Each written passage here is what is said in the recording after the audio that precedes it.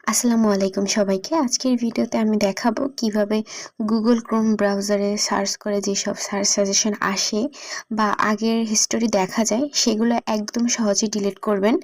এটা খুবই ইউজফুল একটা ট্রিক, কারণ আমাদের প্রাইভেসির জন্য অনেক সময় এগুলো মুছে ফেলা দরকার হয়। তো চলুন শুরু করা যাক। আমরা গুগল ক্রোমে যাব। তো গুগল ক্রোমে আসার পরে দেখুন আমাদের সার্চ অপশনে কিন্তু অনেক হিস্ট্রি দেখা যাচ্ছে। তো এইগুলো কিভাবে আমরা রিমুভ করব? তো আমরা থ্রি ডটে যাব। থ্রি ডটে গিয়ে হিস্ট্রি লেখা আছে, এখানে ক্লিক করব।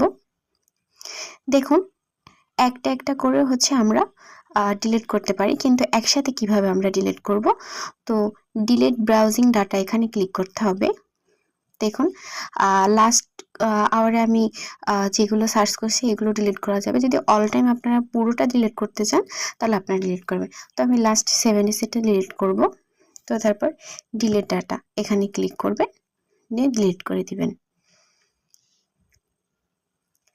তো আমারটা ডিলিট হচ্ছে। দেখুন আমার লাস্ট 7 ডেজের গুলো সব ডিলিট হয়েছে। তো এরকম করে আপনাদের সব সার্চ ডাটা আপনারা এরকম ডিলিট করতে পারেন। তো আজকের ভিডিওটি ভালো লাগলে অবশ্যই লাইক, কমেন্ট, শেয়ার এবং সাবস্ক্রাইব করবেন। আল্লাহ হাফেজ।